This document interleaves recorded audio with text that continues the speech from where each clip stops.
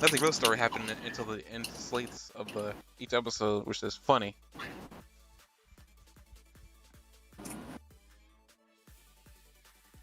Give it a minute for Twitch to realize that I went live. And thank you again. I really appreciate it. Anytime.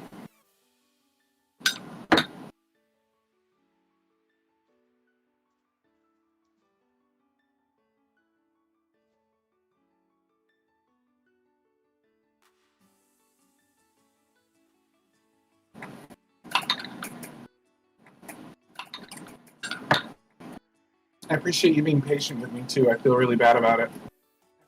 So thank you for putting up with me. It's no problem. I literally like that day, that Thursday anyway, I wasn't feeling. I was willing to do it, but I was tired because everything started kind of coming back up, pumping back up in terms of work. But I'm also that week, with some help with somebody who I work with. I had 2 interviews that week, one on Monday, and then the other one was on Thursday. So I literally was like, things are happening, and I literally knew I was gonna crash when I hit that bed, which I'm gonna do tonight because it was busy yet again. So I'm totally fine. I was willing to do the same thing tonight too, if you weren't feeling well. I was having a great day today. I stopped working at about 3 o'clock and did a whole bunch of housework and cleaned took out the trash, brought it downstairs, broke down all the cardboard in the basement, and cleaned and replaced all my cleaned and redid all my filters and replaced the water and like a whole bunch of other house chores and stuff like that. I went for like 6 straight hours. Jeez. It's really nice when I have a normal day and I have energy. I feel great and I get so much done. And then I have a crappy day and like sometimes I'll just spend the whole day in bed. It's just really frustrating because I know what I could be like, you know what I mean, if I was just normal. Because I get these little previews of it.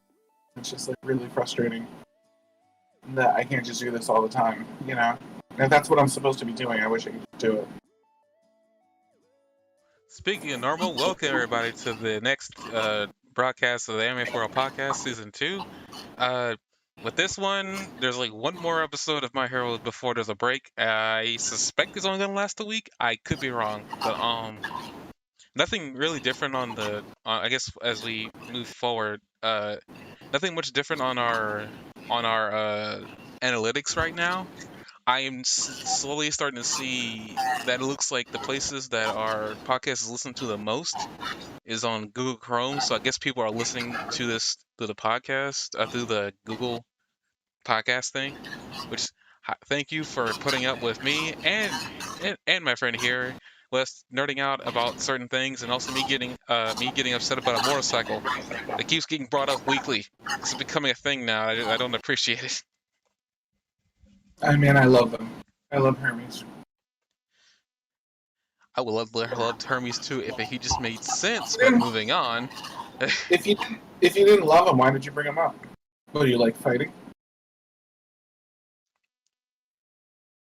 I just want more. I just want some story with that guy in story that makes sense. But moving on. Now, nothing much going on here. We're still sitting at 3 followers, which is nice. I hope it looks like we're getting more hits everywhere else, so it doesn't seem like people are definitely clicking on us, and we think we might lose them within the first couple minutes, which I apologize for that if any of that's happening right this second. But with this, we're gonna talk about episodes 100 and 101. Yes, that's right. 100 of My Hero, 100 episodes of My Hero has aired last week. We're now at 101, but we'll get to 101 real soon. If you want to keep your podcast listeners, why are you saying things that are going to get you ratioed, like shooting down Hermes from Kino's Journey? I don't think it'd be a shock if there's anybody here who I've been really wanting to figure out some way we could get some interaction with these followers, but I've yet to figure this out. I'll work that out at some point, but I know there's got to be a way to get some interaction here. Because I like to be able to talk to these people who are saying. Then again, if you guys want to hit me up on Twitter, you can. The handle is thegamehunter09. Usually, if you follow me there, you'll probably see a lot of other streams popping up, not just this one. But hey, if you want to talk about anime, hit me up there. I think you have a Twitter. If you do, you can pin that here if you want, Mr. Spirit Magic Helmet. What's your TikTok? Don't have one. What? I just don't have one. What's your Instagram? I don't have one either. Facebook page? I want to keep that personal for family and friends. Do you ever Reddit? A what? Reddit? No, actually, I don't. And I don't think I can make that one. That had to be something else entirely. Are you on MySpace? Wow, I haven't even heard that name in forever. You make me feel old. Thank you for that. I figured once I clearly established that you know nothing about social media, then I was starting to wonder if you were like, boomer mode or something. I have a Twitter, as far as where all the content that I ever post online goes. My Facebook is strictly for family and friends, and that's just how I feel about it. I didn't even really want it. I only have it because of a friend a long time ago. Haven't talked to him in forever, actually. Wonder how he's doing.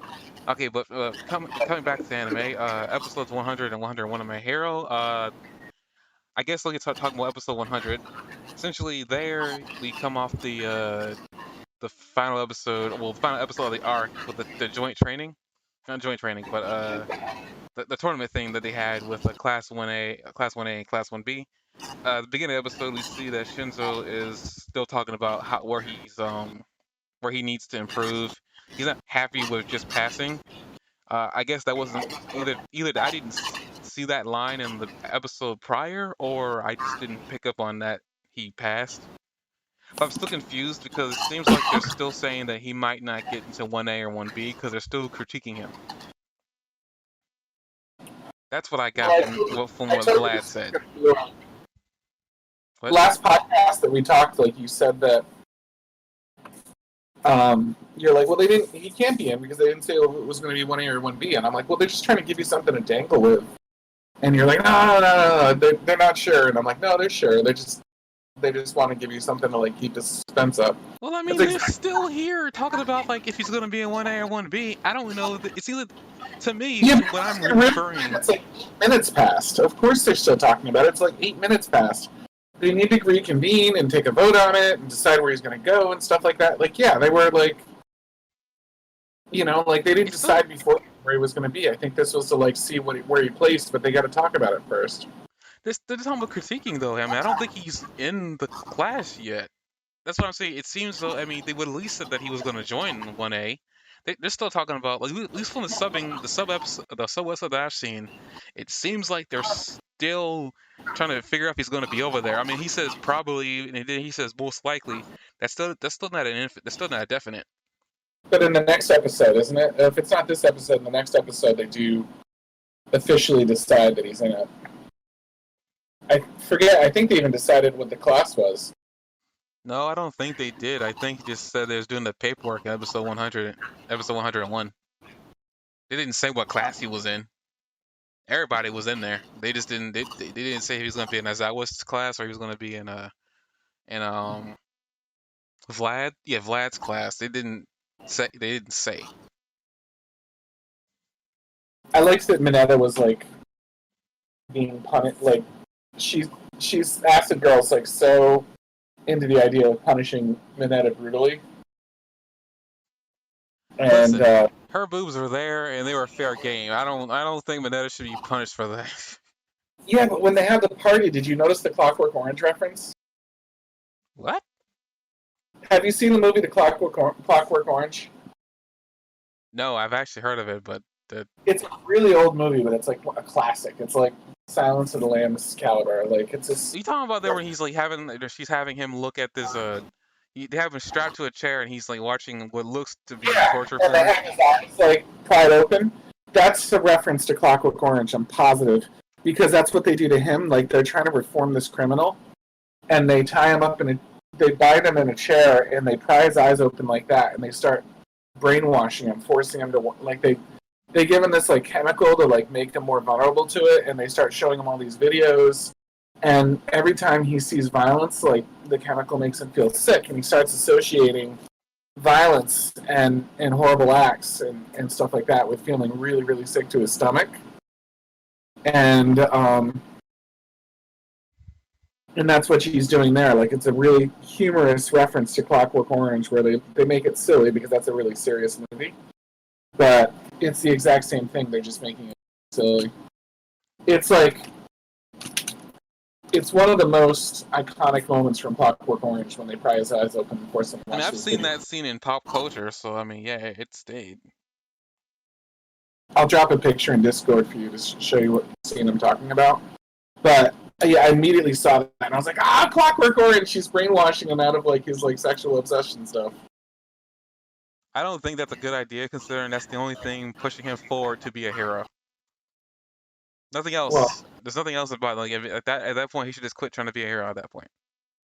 all she cares about, I think, at that point is that he like pushed his face into her boobs. I don't. I understand. I understand why she's mad. At It's the coming same from time, it's her. like it's like it was. Yeah, I mean, yeah, he put himself there on purpose, but at the same time, he's still trying to protect her. I feel like that should have canceled all that out.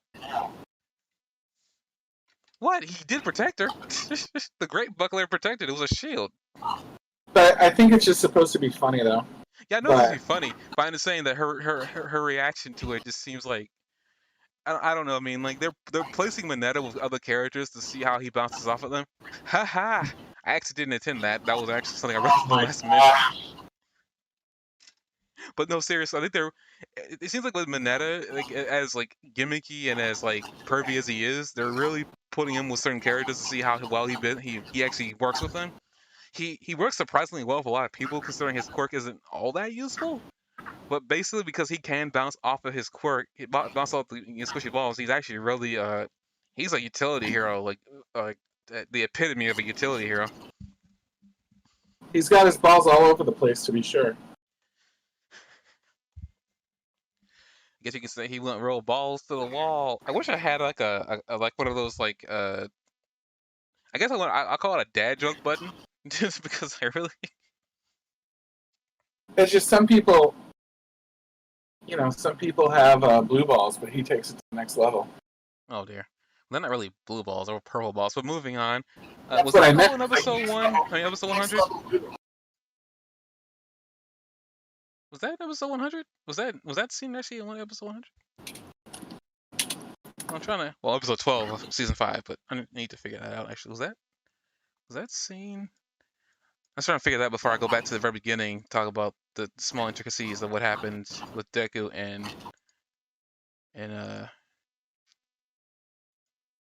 Oh, that's right. We gotta talk about Monamo actually. Oh yeah, and that Aizawa line, that line from President Mike and Aizawa. Huh? I don't see that here. I'm skimming through it, but I don't see that. Must be episode 101 then. And what's happened before the Christmas thing?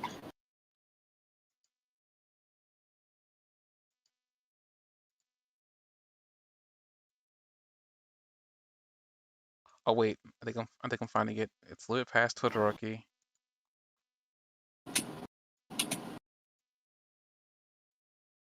Sorry doing this live, but just trying to. Also, I got something to say about Eri, and I just like she is the cutest character in this entire anime for a lot of reasons. You don't have a thing for Eri now, do you? No, just I find like I rarely feel anything for characters that are supposed to be cute just for the sake of being cute, but Eri is a different type of cute. I should say more adorable actually. That's probably what I should say. She's more adorable actually.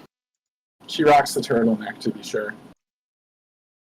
I can't find it in episode 100, so it must be in episode 101. But basically like back to Shinzo, he's talking about how he needs to improve. He's not willing to accept just passing. He pretty much wants to be able to stand on his own.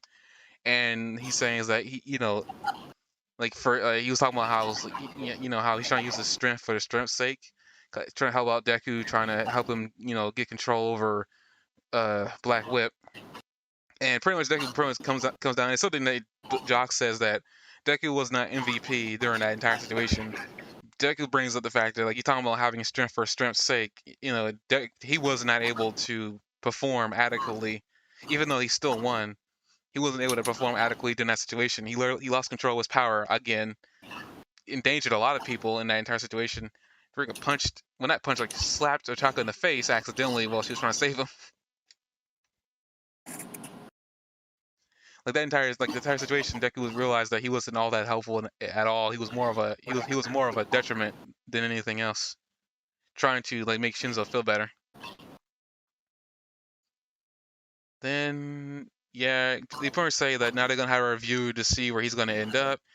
We see Monomo, the guy who likes to talk a lot, even though it's kind of funny that we don't see, what's her name again? The girl with the big hands, Miss Clap. I forgot her name. Shoot, Oh God, what is her name? I forgot her name. Dang it!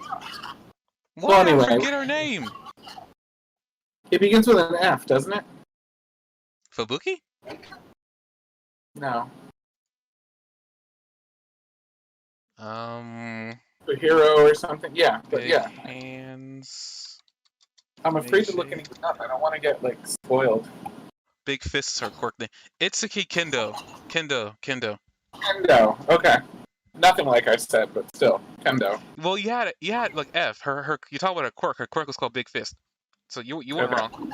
But I'm surprised she wasn't there to, you know, karate chop him in the neck. But oh well, whatever. He still served his purpose because Aizawa points him out. Well, before that, you know, Deku's still trying to figure out why he wasn't able to activate One for All. He was so concerned about him blowing himself up trying to use it. We see Aizawa then talk to Monoma saying that I'm gonna need you to come by see Eri later, and that catches him off guard because he wasn't expecting that. Pretty much as we're talking about Eri, we cut to Lemillion and Eri, and apparently we see Eri. She's adjusting to life outside of what's his name, Chisaki's control. Apparently she couldn't write. That I was not aware of. So that was cool. Another one of those moments where she's being adorable. She's learning how to write. She wants to thank Deku for everything. Huh? How did she learn to write in like 15 minutes? I don't think she was learning. She just learned there, or she was. I think she was actively learning, probably. Man, and also we haven't seen her in forever. I mean, the last time we saw her was during the incident with Chisaki, and she probably had already learned a little bit of how to write anyway. So, I mean, she must have been in preschool in that during the time she might have killed her parents. So I mean, accidentally anyway. But like, so I'm pretty sure she had some motor skill. She just probably wasn't able to. I thought she couldn't like form sentences, but I think I was wrong because she speaks full sentences during the entire situation with Chisaki. So never mind. I don't know where I got that from. But yeah, that was like a adorable moment between Lemillion and her. Kind of like Lemillion like being a big brother to her because she has no real family. Yeah, I like that. I like that. That's like the way he can be a hero. So he's being the best hero he can be right now. I really miss Lemillion. I hope that they give him powers back at some point. I mean, I know there that are hints that they're trying. Like I said with Monoma, there are hints that maybe she might be able to. She's still able to act when she activates it again. They need to get her to be able to control it, which is kind of the biggest problem with her. Is that if she could rewind damage that was done, she probably could give him his powers back. You never really know. yeah.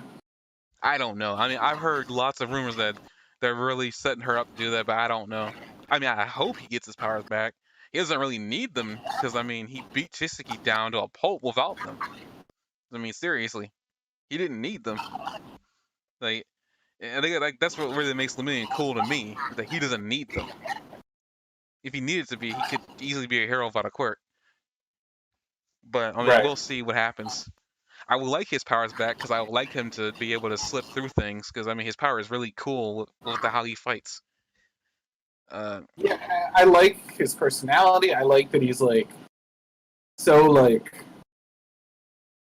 I don't know, like he's so like on par with the best heroes that we've seen. Like they really do a good job of making him, like pure and innocent, like Midoriya, and like really like kind of reminding Midoriya of who he is. You know what I mean? That like part of him that could be so easily lost is like more like wrapped up in like Bakugo and people that are drastically different from him. It's nice for him to finally have someone around that isn't like drastically different. You know what I mean? Like somebody, I don't know. I appreciate that about it, and like I don't know. I feel like Lemillion's different than Deku. I mean, yeah, they have similarities. Deku shares similarities with everybody. I mean, if anything. I feel like he's the most like Deku at the core. You know what I mean? At like what makes Deku heroic. Like I feel like it's the most like him in that respect. So I'm very grateful for the fact that Midoriya can see someone that shares like that kind of pure and simple value attitude about it, but it's like sort of a big brother factor in that he's not like old enough to be his mentor, but he's old enough to be kind of a big brother role for him. I really like all those things about him. Yeah, I mean, I'm glad that Deku does have somebody like that who is more powerful than he is at this current time, and technically still outclass him.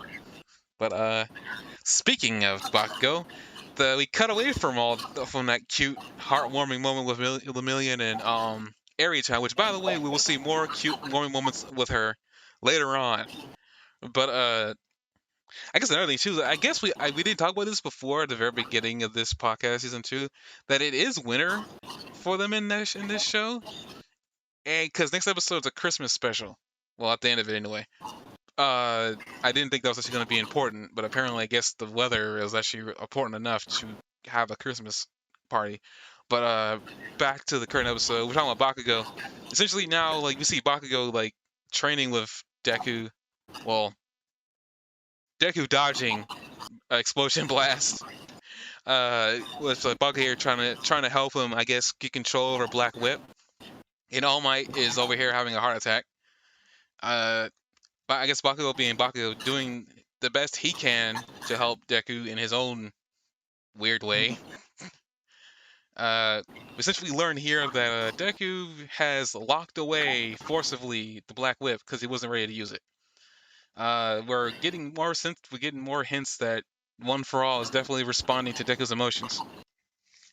As for I guess how he activated in the first place, I thought the Black Lip dude said that it responded to Deku's desire to capture Monoma, but according to what I've been looking at here, and I watched it like 3 times, um, Deku says he doesn't know what triggered it, which is weird because I thought for sure the guy told him what triggered it, but I guess maybe that wasn't really what triggered it. Maybe it was just an emotional state that he was in. I have no idea. So I thought that was weird. I mean, it's not that big of a detail. It's not that big of a problem, but I I thought think maybe they established. I think it's very consistent with Deku early on when he was fighting. There was a scene where he was fighting against people and he couldn't get as much of his power out as when he was fighting against robots and stuff like that. His fear of hurting somebody had prevented him from unlocking as much of his power against fellow human beings as he could when he was fighting against something else because he had that mental block.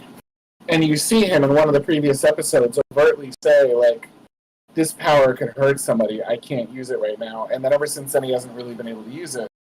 So it felt 100% sensible to me. Like, I knew what was going on before they said it because it was so clear to me and it was so precedent in that other experience. But I don't know. I mean, It was, I'm more concerned about like Deku saying that he doesn't know what triggered it.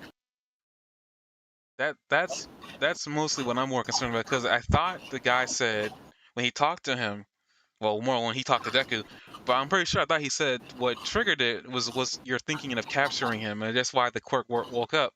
But I guess maybe thinking about what he told him, I guess maybe he didn't know what really triggered it because he was very surprised that his quirk came out first anyway, which means that any of the 7 quirks that were inside that power um could have easily come out even I guess if Deku was thinking about capturing. So I don't know. Like it's like I mean they're talking about like what triggered it. That's all they were asking. Deku was like what triggered it, but Deku said he didn't know what triggered it. But I thought he was told what triggered it. But maybe that was wrong. Maybe it's one of those things where maybe they either forgot what they said um or maybe that was a lie that it wasn't him thinking of capturing Monoma was what triggered it. Actually, going back, I just realized I skipped over something entirely dealing with Eri. Um, Monoma does meet up with Eri, well, Lemillions with Eri, and we see Monoma show up, and essentially Eri says like, "That's the bad man," and he's like, "Why did she say that?" And he's like, "I told her to avoid you because you're the bad part of UA." Right. Like, geez, that was horrible. But essentially we find out that Monoma was asked by Zao to come down there to copy her quirk to see if he can't help her teach her how to use it. Oh, it is here. The scene where Manette is being tortured. I thought it was in episode 100. I wasn't sure, but yeah, it's here. But back to what I was saying as I jump back and forth frantically from topics. But pretty much we see that Monoma is well, Monoma explains here because we finally figure out what he talks about by blanks. And we find out why he can't copy certain quirks, and it makes why he couldn't do it for One for All make more sense now is the fact that he can't copy quirks that require a stockpiling of power to use. So he couldn't copy the full essence of One for All because it takes Deku storing up energy to be able to use the power. They use a more practical example, such as like he can't copy Fat Gum because he'd still be skinny. Uh, Right. I Well, thought that that was was. funny. I thought that was a bad example because Factum, it's not stockpiling so much as preparing his body to be useful for it.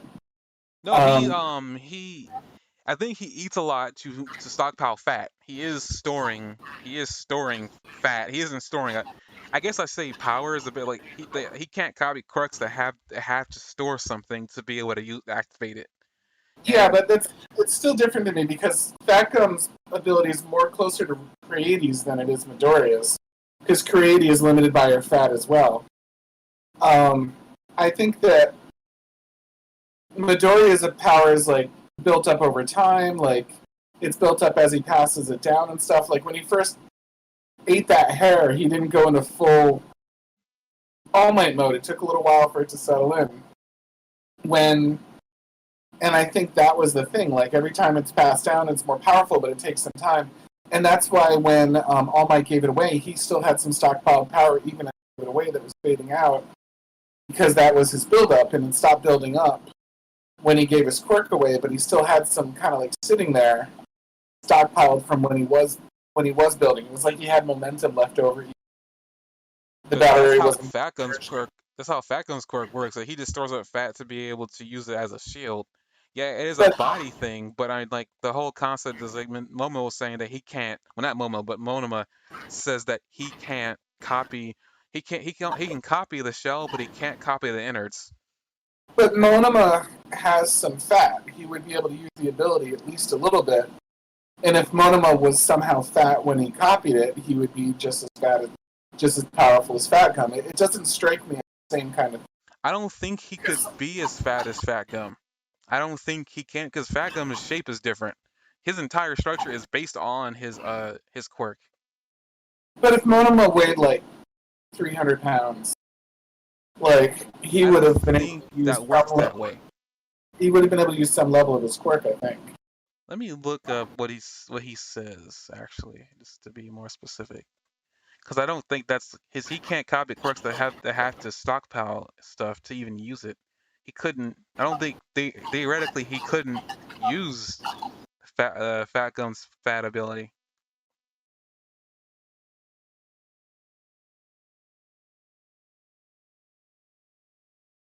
It didn't make sense to me when he said that. Though it's like why? It's like He it can't. struck me as a, He can't copy the energy. He can only copy the essence. He can't. Not the essence, but from based on one way he made it sound, he can only copy a shell. He can't copy the entire thing. Like like an egg. He could you can duplicate like an egg, but there might be a limit to big copying the innards. Possibly that's probably a bad combination. I mean a bad like analogy because that doesn't make any sense. It might just be a limit, like it's one of those like weird limits to his quirk. yeah.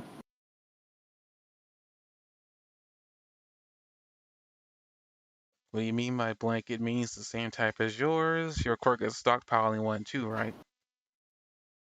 I copy the nature of the quirk itself. If a quirk's where you accumulate something and change it into energy, I can't copy what needs to be accumulated. For example, Fat Gum's quirk is one where you have to stockpile fat. Even if Momo copies it, he'd still be skinny.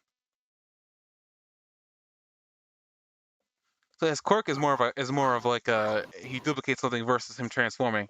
If he was transforming as he copied something, it'd be a different story. But he doesn't exactly transform. Right. So like with his weird logic as Fat Gums, like if his quirk had the nature of transforming when he did copy something, he probably could use Fat Gums stockpiling. But like I mean, basically he's saying he can't copy stored energy. He can only copy the basics of what the quirk is. So even Right. like I even with Crady, I think he could even like if he tried copying, I don't think he even that would even work. Right. And it makes sense that 5 minutes in he would stockpile anything.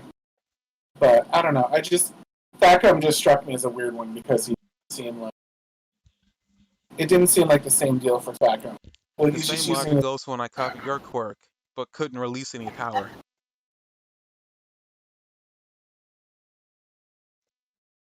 He can't copy stockpile. I mean, granted, I guess with that logic, like, why couldn't he just find a way to stockpile the power on his own and enjoy using it? But I don't know.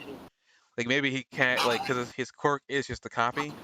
Like, he can't, like, his quirk won't allow him to, like, if a quirk takes two outward, two outward parts to go into one, he can only copy one of the outward parts. He can't copy both of them. Again, I think it's probably. I mean, it makes sense to me. It may not make sense to you, but like, I mean, at the end of the day, it's just a weird limitation of his quirk that he has. Again, Yeah. it's just a way to make sure his power isn't overpowered. Because in reality, his power is really OP, technically speaking. Because I mean, he could just take anybody else's ability and run with it. But For 5 minutes. I mean, he could extend that. Who's to say in his prime he can't make it infinite, or how long he wants to take it? Because he is just a high school student. It's a possibility. He could extend it more than it is. He already said what he used to be. He can copy more talents now than he used to be, but a law of this universe is all quirks have a limitation, so it wouldn't make sense within the universe rules for it to do that, but it could be a really powerful. It could be more powerful over time. I mean, with that logic though, Deku, like Deku's gonna be able to work past breaking his limbs. At that point, there isn't a limitation on his quirk.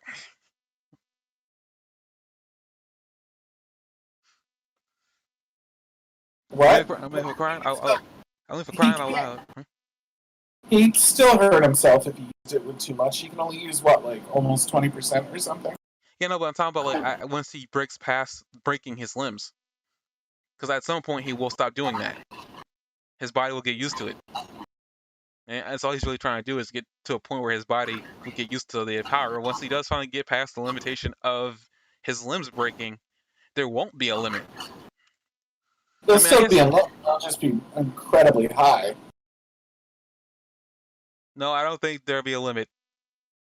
There'll be a limit. And, like, he's going to be the most powerful, so it's not going to be a big limit, but everybody has a limit. Like, he can't just punch the sun and have it explode. Like, he's still going to have limitations to what he can. Prime All Might, from what I can tell from the movies and everything like that, had no limit. He pretty much dropped back on the power he had. I think there's a difference between being unbeatable and being.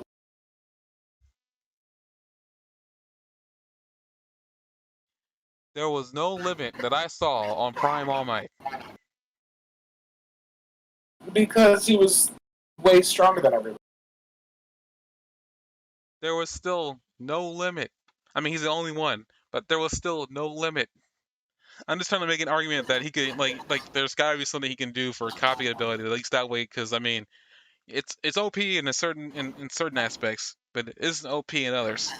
But I guess we can move on from that because I think there's not much other than I mean Deku freaking out about like why he didn't explode when he tried using it. But They explain that away. Oh, and Ari's having that whole self doubt thing again with her quirk because it's causing people problems. When it's not really causing people problems, they're just trying to figure out a safe way for her to use it. I still find it weird that that quirk comes from a horn in her head, and it's really weird that to me I would see if it was in the center of her forehead, but it's not. It's on the side, which is odd to me because that's kind of not symmetrical. Yeah, it's kind of bugging me a little bit. What is that? What was it? I'm sorry. The Aries horn on her head, where the power comes from, it's instead of it being on the center of her forehead, it's on the side, and that's kind of bugging me because it's not symmetrical. Maybe she'll grow another horn when her quirk matures. I guess that's also a possibility. I guess after that, pretty much we I guess come back a little bit to Ow. Deku and All Might having a conversation, and Bakugo being included now that he's inside the now he's in the loop, and they're trying to figure out what's going on with Deku's quirk.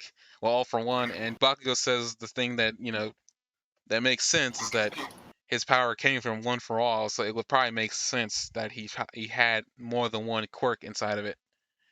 Bakugo even flat out asks All Might if he's ever encountered this before, and he says nope.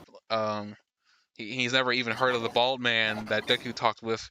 Apparently, he says his successor talked to him about a man with black hair that preceded his master. So we do now know of another person besides the bald man that Deku met, and Shimura, the woman that trained All Might. We now know of a guy with black hair. That's about it. Uh, I guess that's cool. We're starting to now piece together all the previous predecessors now. And I guess with that, we jump from there to Bakugo and Todoroki going to get their provisional license. Uh, Essentially, Hey, just as a side note, I've been watching this for a long time. Sometimes they draw All Might with his eyes drawn in, and sometimes they don't. Like, sometimes it's just hollow black void, and sometimes he actually has his eyes drawn in there. Have you picked up in any patterns to that, like when they decide to give and they don't? I keep watching it looking for symbolism. Like, does he always have his eyes around Deku? Deku brings him to life. Proximity of quirk is like little like symbolism there, or does he have? he's always had his blue eyes in those sockets. But sometimes they draw him without it. Sometimes they're just black.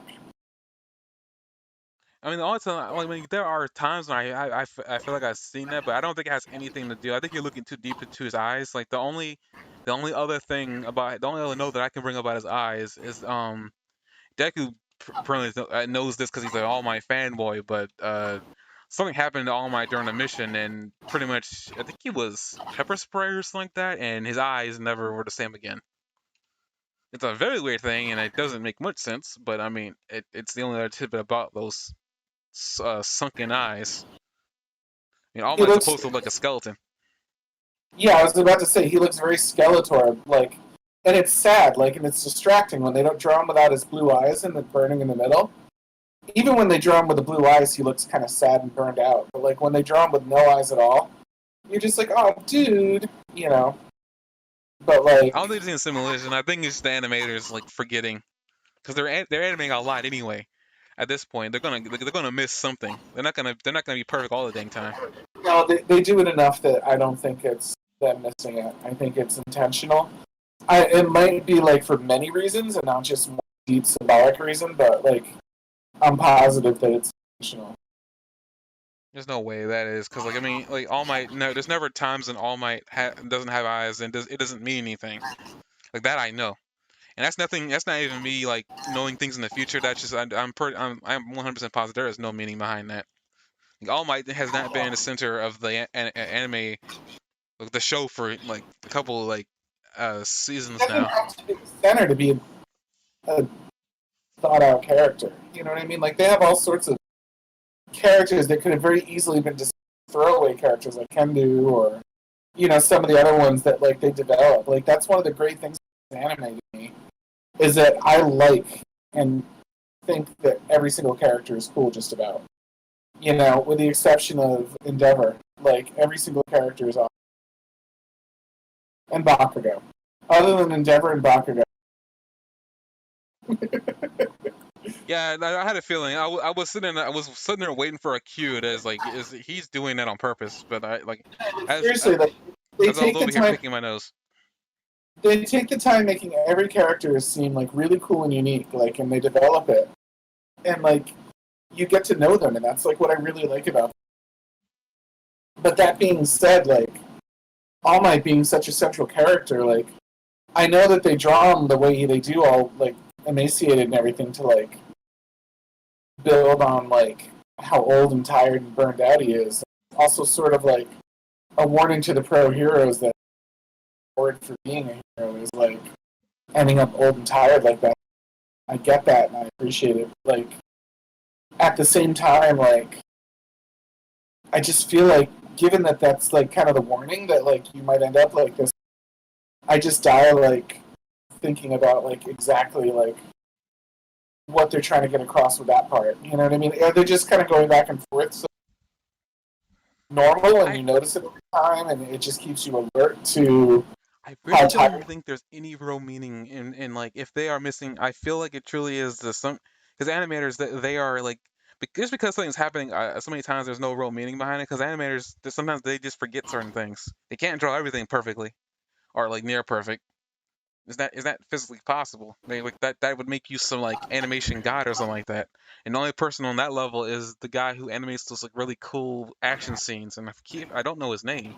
I knew it once, but I don't know anymore.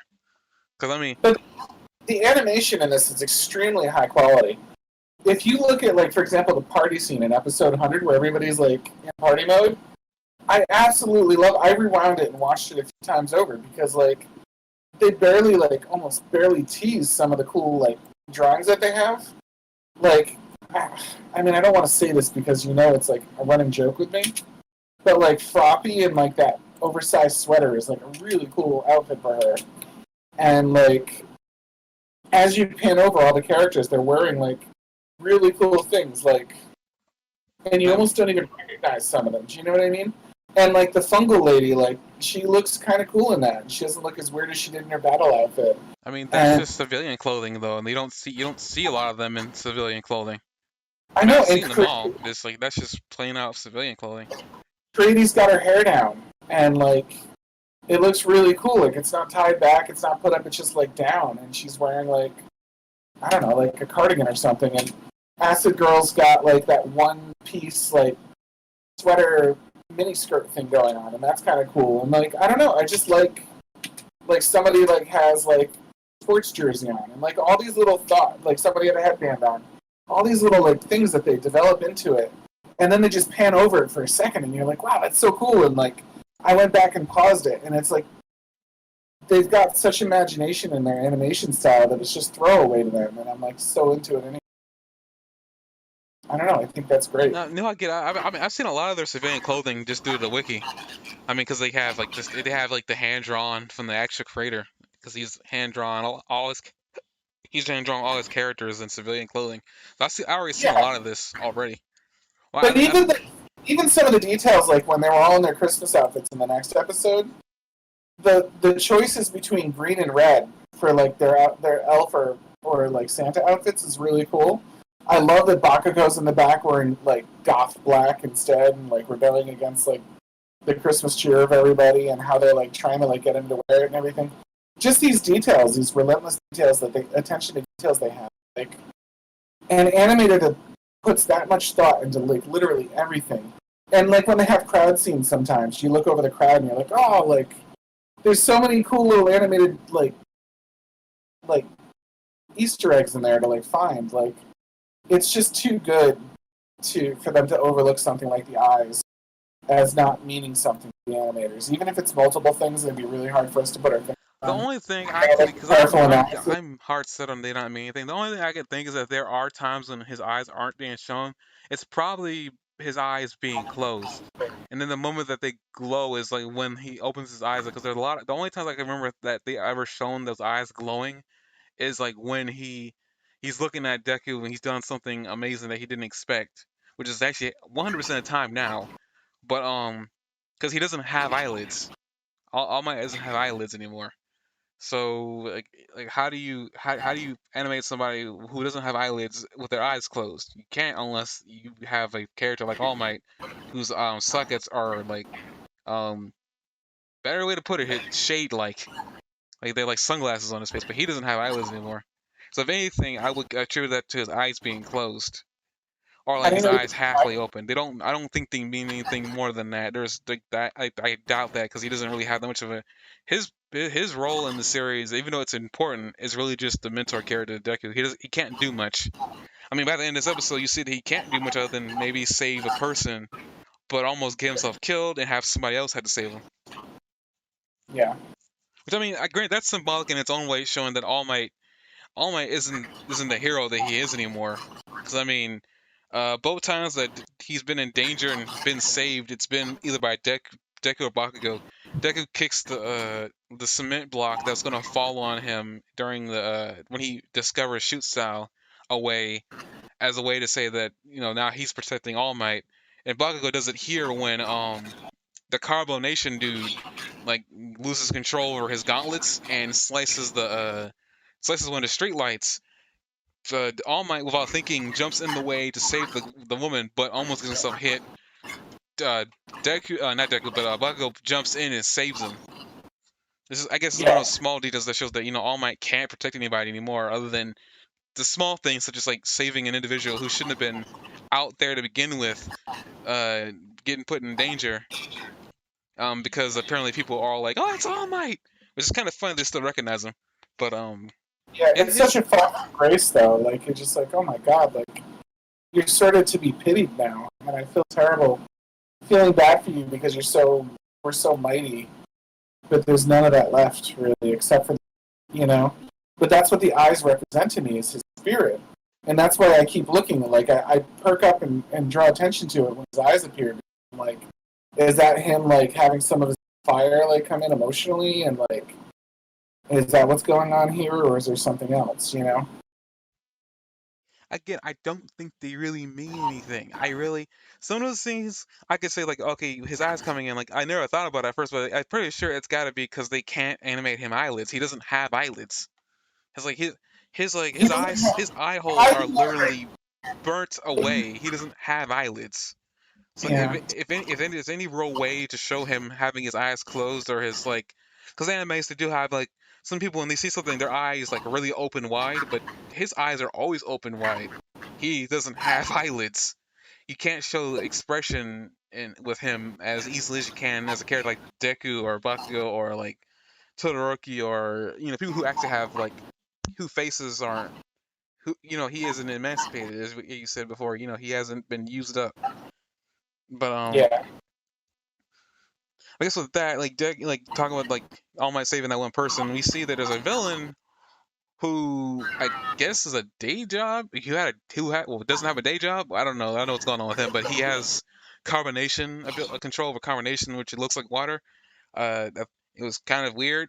But essentially, this happens after Todoroki and the gang get their provisional license, and there's no heroes out on the patrol. I assume because it's Christmas Eve and everybody's at home with their parents, at home with their family, and enjoying the holidays. But Todoroki and Bakugo out are going home, and they are there just in time for an attack that they weren't expecting. And it's really weird that entire situation. He kind of like the gauntlets reminded me of like Bakugo's like gauntlets, like how they're supposed. I guess they're supposed to be helpful for him. Uh, so they have a fight scene. Todoroki ends up like showing some new moves. Well, not new moves, like old moves, but he gives names for them now. One of them I did not know how to name. It was the ice wall. Well, he doesn't give a name for that, but he apparently has a name for that ice wall technique because he gives it a name in the next episode, episode 101. I didn't even know it had a name until he said it had a name. I was like, okay, well I'm happy that it actually has a name. But he also does the flash heat freeze. I forgot what it was, like heat flash freeze. It was like that move that he used when him and Deku clashed in the tournament. It was kind of That's cool. such an awkward name, Heat Freeze. Like, I don't get the point of that name. I tried to think it through, and I just couldn't think it through. It sounded. Heat and cold expand. It's pretty much like he's making an explosion. He's constantly heating and freezing the air on in front of him, and it just causes a big explosion. It's a projectile. It's like the only move that we've seen him have that actually has any real oomph to it. Because all he's really doing is just heating and freezing the air around him. It doesn't really do much more than that, but just do some damage. Yeah. It's just him combining both sides of his power, which he hasn't done a lot of. So there goes your nuance. So, I have another question for you. Episode 100 at 10:38. Are you telling me that they're not deciding there that he's going and he's being accepted into the hero training program? Because if not, what are they talking about in that scene?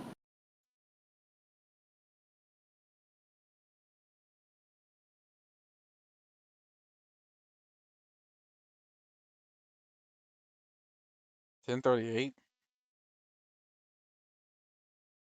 Yeah, 10:38, episode 100. He says, then it's decided, I'll take care of the paperwork. We see him in the back, you guys just focus on the teaching. You see pictures of him, like action photos of him in the background.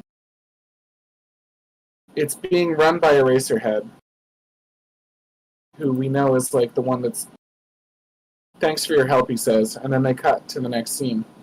You're telling me that's, and then he says, Shinzo's similar. They start talking about Shinzo as they walk away. So, it's clearly about, the meeting was clearly about Shinzo, and even though they don't directly say that it's about his acceptance, what on earth else would it be about? I don't know. I mean, that looks like just for me. I wish they would just flat out say it, versus just all this pussyfooting around about what they're gonna do. I don't like the fake intrigue they're trying to put into this.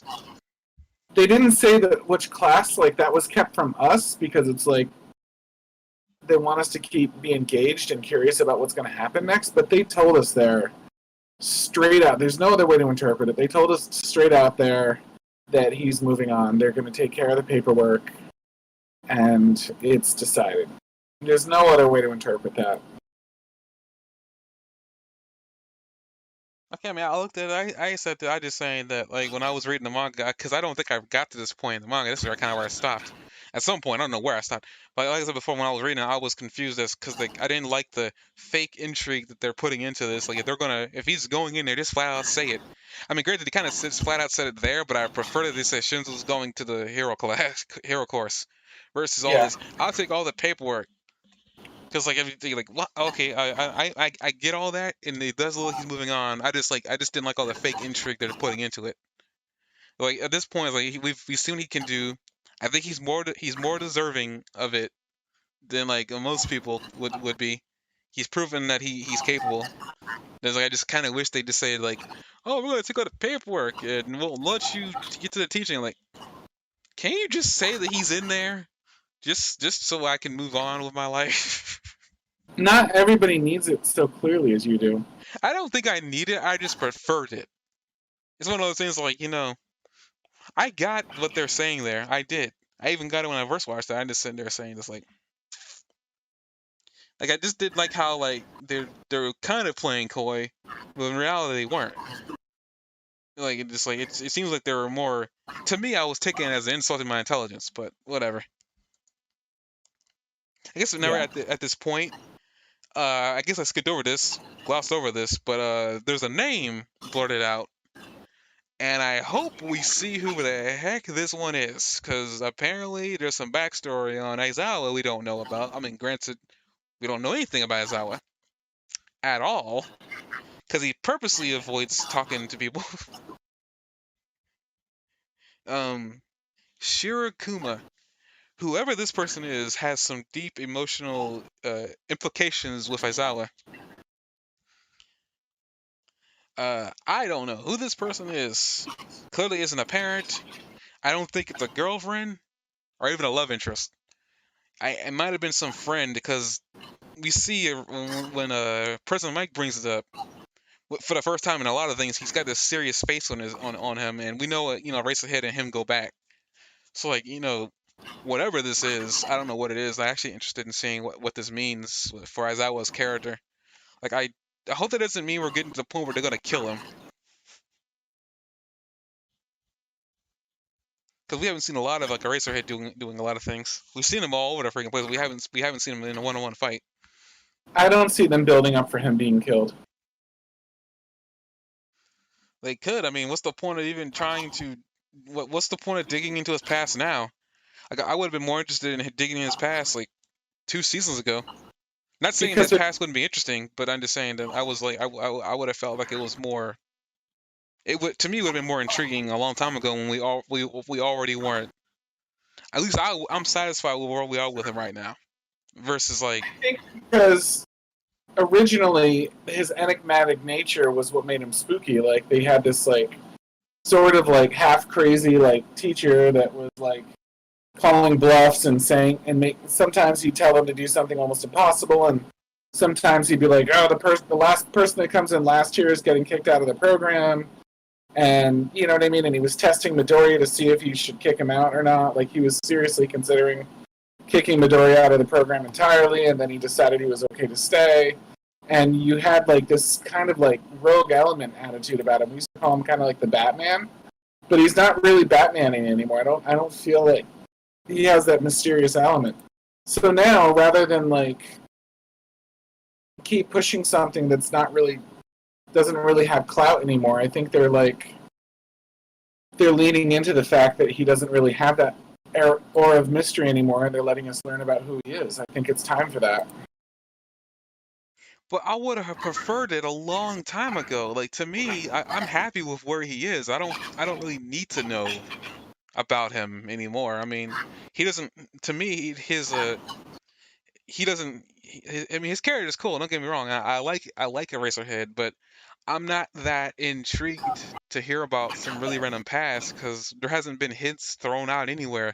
This is like the first hint of anything about his But past that would who like he apparently what. who he is so parallel because he's such like a central part of the hero group. Like he's the only one that can really control Eri if she goes out of control. He's a check on Midoriya that you know what I mean, that we can't really I mean, I don't think like learning about his past would push his he's a character secondary forward for me. That's the thing. he's a secondary mentor for Midoriya. He's a control for Eri. He's taken Lemillion under his wing. He's done all these different things. He's like he's a balance for All Might. Like he and like he's like a leader of like the Heroes Council. Like whenever he comes in and has something to say, everybody kind of respects him. He's taken Shinzu under his wing as sort of a protege, and like you see him like teaching that. He's got like an important hand as an influence, almost as like a political figure. Like he's got an important hand in every single thing that goes on in this story, and I think it's really important to keep that in mind, um, and balance that and think about what he's going to do in situations. So I think as we continue to get to know him, and he continues to evolve in the way that like he's at the center of all things, like we're going to want to be able to guess what he feels about those because generally what he says goes, right? I mean, yeah, I get that, but what? Wait, so I've seen story arcs with characters like Izawa, and usually if they're ever digging into their past, they're gonna kill him. I don't think they can make it without him. I think he's the. I think of the full-blown heroes, he's the most important one to the story, not necessarily to everything, but I think to the story, I think he's in the center of every single plot line, just about. And I don't know how they would make it without him. I just don't think he's expendable. Yeah, there are times in anime where I thought a character wasn't expendable, and the animator, the creator didn't care. Like the whole point of them was to have them there and then cut them when the time was necessary. I just like I feel like to me, and I get where you're coming from. Like you mean it's regardless of when they're digging his backstory. I mean it's good to know about him, but at the same time I just feel like I'm not craving to learn about him. It's like and usually I'm more invested in learning a backstory if I'm craving to learn about a character, and I'm not craving to learn about him right now. I'm just not. And they're not going into it now, and maybe at some point that will change, and maybe I will crave to learn more about him. But because back when he was first introduced, that mysteriousness is literally what I wanted. I wanted to learn more about his background, like what he was like. Because we only got a couple. We only got one. We only got like one like childhood scene from him when he was with President Mike when they were deciding when they were deciding hero names, and we learned how he got Eraserhead. That was cool. I wish that when they had revealed that, they would have continued versus stopping there.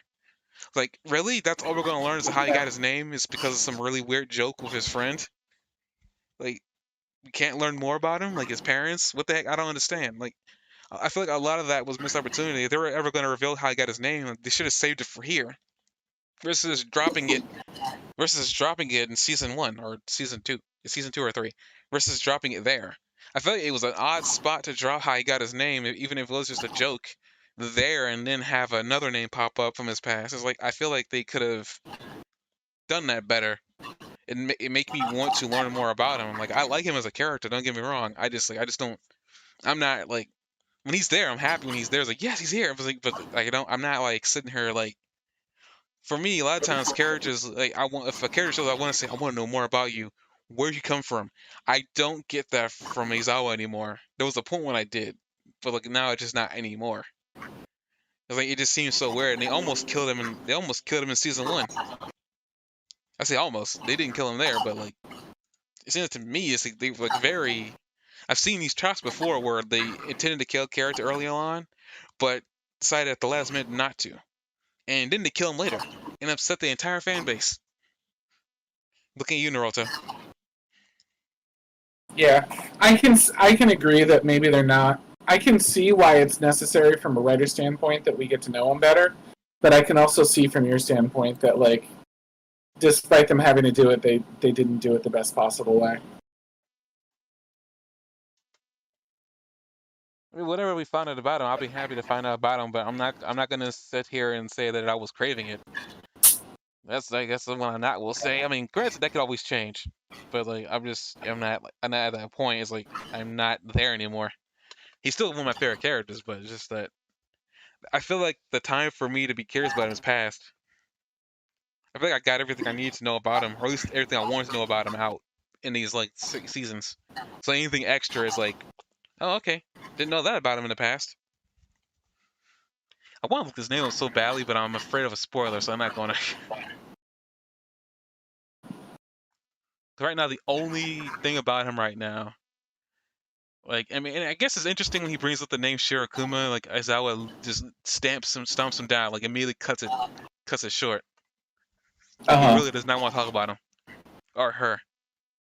And she maybe has some maybe that person has something to do with like how he is now. Maybe that's maybe what they're trying to do. Because I mean, there are various scenes where Aizawa is always sleeping. Well, not sleeping, but he's always in a sleeping bag, and sometimes he's not. And recently, he's been actually sleeping bagless, which is kind of funny. Since that was a part of his character to begin with, that he was always tired. Yeah, that's what they dropped a lot of that old stuff. He used to be kind of lazy and lackluster and tired, and now I wonder if it was all like a show to like kind of like throw the kids off balance. Because he seems like one of the more hyper vigilant characters now. Like he's always on point with things. He's always in the middle of it. Well, I mean, well, not gag, but his whole thing was the fact that he was a nighttime hero. He didn't like, well, not nighttime, but underground hero. He didn't like the publicity. They bring it up in episode 100 that like that he's learned to avoid the media because he doesn't like them. I mean, he's shown throughout the course of the series he really doesn't like the media. Like even when they're trying to get into the school to interview the students, he made sure they couldn't get in. Right. So I mean, like they kept that constant. So I mean, there is still some mystery. There's still some mystery with him, but it's like I feel like they're gonna have to really work that back up for him for me. Like he would have to have like the most coolest scene in the entire series at this point to get me interested in learning more about him. And it's possible he could easily, but it's like right now I don't see it. Or he's like the informant or something. For the love of God, I hope that he is not the snitch because like I'm gonna be, I will flip the table and this podcast will end. There's nobody more equipped to be the snitch than him. He's in everybody's confidence. I will literally flip this table. Now you can't see this, but I will literally flip this table. It'd be a different reason that they'd be building him up though. Throwing that out there. I I guess, don't. but still, I don't. they gotta have for me. They would have to earn my interest. But I guess with that, I think there's much more with this episode. I mean, yeah, we see Todoroki and Kachan capture the carbonation villain, and pretty much that's about it. I mean, we have a Slip and Go come in, a hero that we seen. That was season 2 or 3. Uh, and he's like congratulating them, saying that you two are top-notch heroes. We have the first play the ending song, but then you stay a little bit longer. And you see that they have a little ending scene where Todoroki and Bakugo make it home, and they're all celebrating that they passed the exam. And Todoroki is being like Todoroki. He's like saying he's like thanking everybody. The Momo and the Eater are like saying happy for him. Kirishima and Deku are happy for Bakugo, and Bakugo is saying like don't you look down on me, you nerd. I was like, really? Really? Uh-huh. Really now? I thought we moved past that Deku was never looking down on you. I know he's never gonna grow. Although I think in this case he was playing it up so he can antagonize them. I think he's grown. I don't think he's the same he was before. Because he isn't as angry and violent as he's still angry and violent, but he isn't as angry and violent as he used to be. That's like I like Bakugo for that because he hasn't like he's growing, but his tendencies aren't changing. I'd prefer a rude Bakugo versus a nice and a nicely mannered Bakugo, in my opinion, because his explosion quirk wouldn't really pair with his personality if he was mild mannered. I think that's like really what I enjoy about that character. Is like his explosion abilities really pair with his explosive personality. You know when he's gonna blow. But I guess with that we can move on to episode 101. I guess I'm gonna get this out of the way now. This part of this episode is a Christmas special. And you just see everybody hanging out. Jock already brought up that we saw a lot of like cool costumes beforehand. We see them in their elf in their Santa costumes, enjoying the holiday.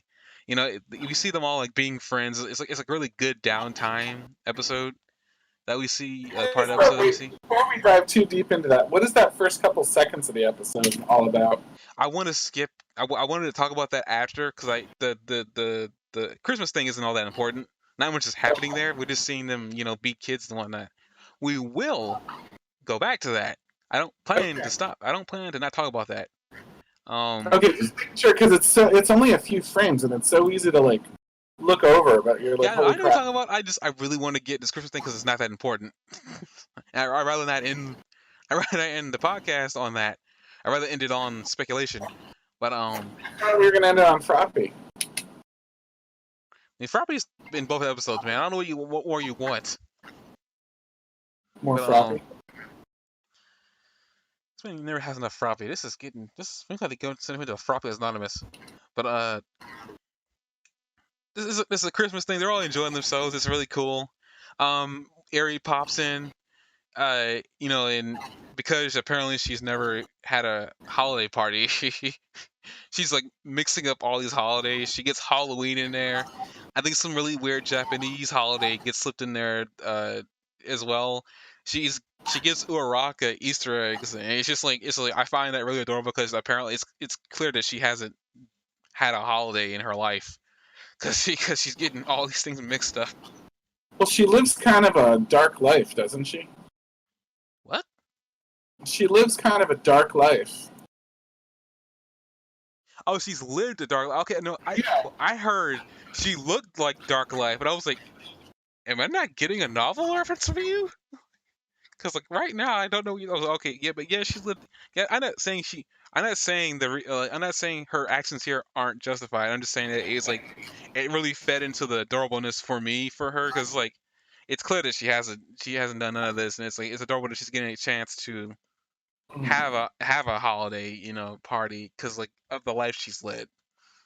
It's Yeah, really I mean the fact that she's not completely destroyed emotionally is like a big sign of how strong she is. I think, to be honest with you. I mean, we'll probably figure more about that and her emotional strength later on, because I mean, it's clear that she can be emotionally devastated, but at the same time, if you cheer her up and say that everything's gonna be all right, she'll take you at face value. I mean, like a 5-year-old kid would, or 6-year-old. Yeah, But she really she really locks into Lemillion, like for example, or Midoriya when she's like my ability is just a curse and blah blah blah. And Midoriya's like jumped in the last episode and like gave her a boost up, and it really worked. You know what I mean? So her being around Lemillion, I think, is fantastic for her, and like it's great that he's doing that much with what he has right now because he can't really do. well, I mean, I guess to log on the whole million thing before I guess talk about that crazy, crazy 5 seconds early on in this episode. Um, Uh, but like Lemillion, I mean, like the one, I mean, the thing with her and him was just the fact that she was she was afraid of hurting Lemillion with Chisaki because Chisaki was always threatening people around her. Lemillion didn't care and was willing to go through any limits and any walls, literally giving up his power to save this girl. At the end of the day, I feel like she probably wouldn't have locked onto him and really attached herself to him. And I mean, it makes sense. Like, I mean, she's the only other like adult quote unquote figure that she has in her life besides Azawa. But she isn't really clicking with Azawa, and Azawa is trying to do all he can to at least facilitate a normal life for her. Um, Based on the fact that it seems like she goes wherever Aizawa goes, like, I guess she might be living with him. I don't think they ever explain her housing situation, but it makes sense. And how she spends some time at UA. I think Lemillion's still on like leave of the school, like school absence. So I mean, I think like right now, like it makes sense that she's everywhere where Lemillion is. They're trying to make her feel comfortable so she doesn't freak out again. What seems to be the biggest thing with her is that they're trying to make sure she's comfortable so she doesn't lose herself. Because if she did, she would probably rewind the entire facility around her.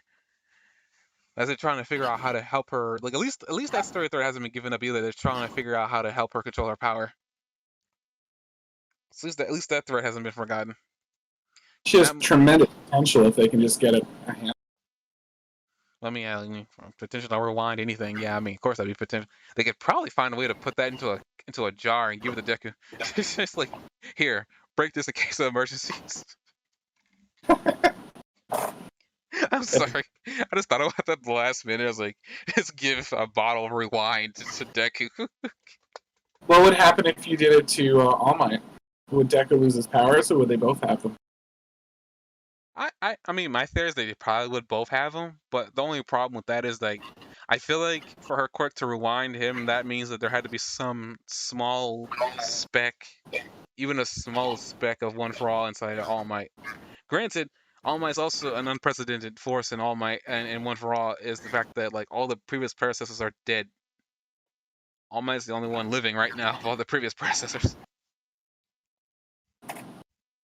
Yeah. So I mean, it's like I guess it's always like I mean, it's always a possibility, but I don't know if they're ever gonna rewind All Might because that would like remove any real tension the story has right now. I think All Might being there would remove all tension.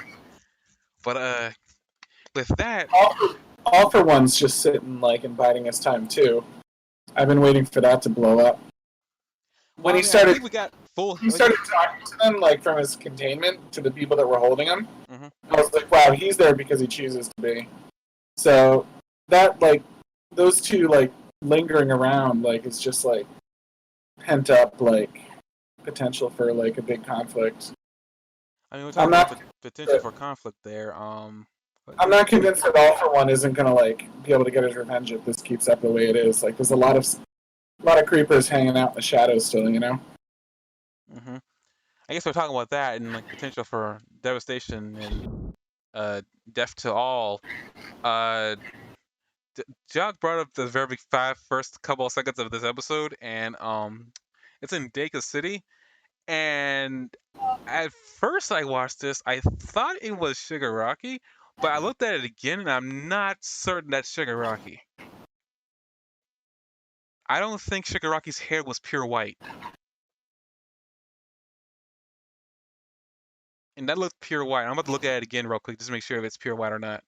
I'm hopping over to take a better look too. At first, I thought it was Shigaraki because it would make sense. Yeah, that is pure white. That is crazy white. Like, that is not him. I don't know who this guy is. I have my theories. One of them being Toya, but I don't know who that is. That is not Shigaraki. It It looks like looks him, like breakability. huh? Like it looks like it's shaking the ground pretty well, like some sort of earth moving ability that's causing the problem.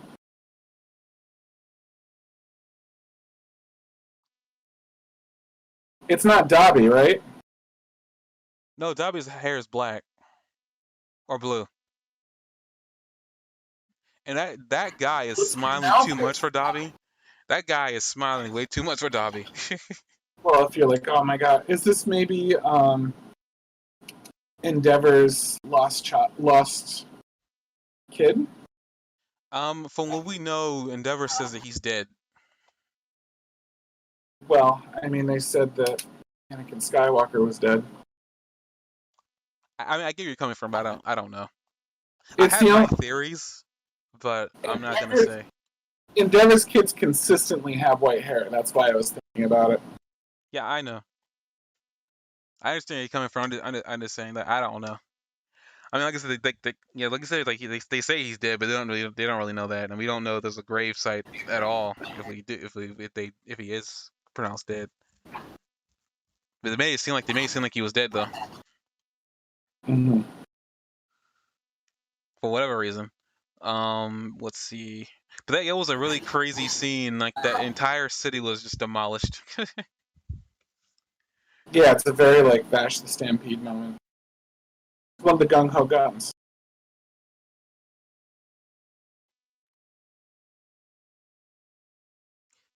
I really did not have a good memory of that show. I'm pretty sure I think I know who you're talking about, and actually I know who you're talking about, but my memory is just not that good. Uh, The gung ho guns were like torturing Vash, and they would all like cause big catastrophes and stuff like that to show him that he can't just stop all evil ever from happening. You know what I mean? And he would just kind of like they would sort of torture him by like um, causing disasters, try to save everybody. They would just prove that they save everybody. hmm. Yeah, I can see that playing out here.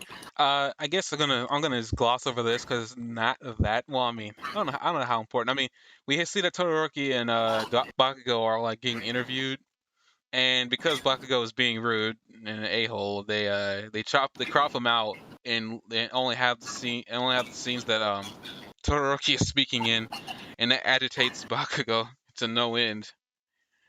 Um, Tourist Rock says they protected him from the world, so that way they don't like bash on him. I don't know. I feel like people had to get used to the way Bakugo speaks, because like I mean, he isn't gonna change for anybody. Mm-hmm. He doesn't mean die. He's just saying. I think he just wanted to like, yeah, I'm gonna go all out. That's just how he speaks. Um, but yeah, that's we see the devastation from Deka. I'm trying to figure out if that is like because I know the creator likes Star Wars, and I know he likes to play Star Wars references throughout the entirety of his show. I don't know if Data is actually a name, a portmanteau or something from Deka. Yeah, Deka. I'm not sure if Deka is like a portmanteau of a planet from Star Wars. Well, Dagobah is a planet, but I don't think Dega is. I don't know what Dagobah sounds like, like when it's said with a Japanese accent. Probably is. Okay, I gotta bring something up there, and this is the third time I've seen this character in the show, and this one Yeah. because I watched it 3 times. I gotta know, the dude that like the reporter with the chimpanzee lips and the chimpanzee eyes, just the very animal like face. Am I the only that just is really uncomfortable when I see him? Like he's in episode 100. I'm at 5 minutes from the front. It's like, to me, it's very unsettling. You see his gums, his white teeth, his eyes are just wide. He could look like an animal. It's like, it's very unsettling for me, and it's like I've been looking at it and trying to figure out why it's so unsettling, but it's just like it's very unsettling. It's like, ugh, put those teeth away. Put those teeth away, man. Ugh. Because it's just very unsettling for me. Like, I gotta get past it. Ugh. Uh, at that point they start talking about I guess all the stuff's been happening. You know, all the hero work has been happening because All Might is no longer around. Uh, they bring up Look Boy and like during his fight with that Nomu that nearly killed him. After all that's happening, we have Mount Lady and Midnight walk in among Class 1A to give them, I guess, well, Mount Lady's here to give them a crash course in show business. Uh, find it funny that they chose Mount Lady, but I see why later on in the episode why they chose her. But I like how Mineta calls Mount Lady out though. He's like, I'm not one to talk, but she's the most showbiz one here. I like how they have Mineta to be the one to call her out. Just like,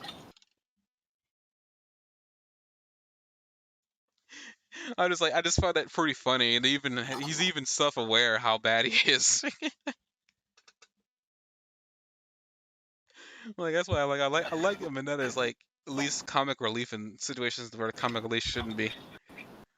You're a big fan of Mineta. I just like his randomness. Like, I know there's always gonna be like I've accepted there's always gonna be a perfect character in anime, and I just like that Mineta's the one, just because that's all.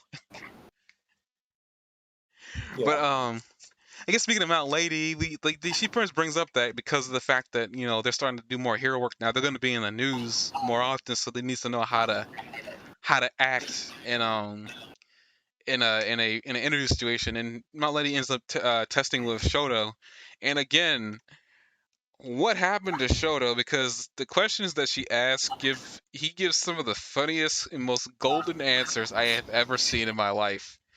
One of them is Mount Lady says like she makes like he make like if he were saving her, he make her heart flutter, and he says, "Do you have heart problems?"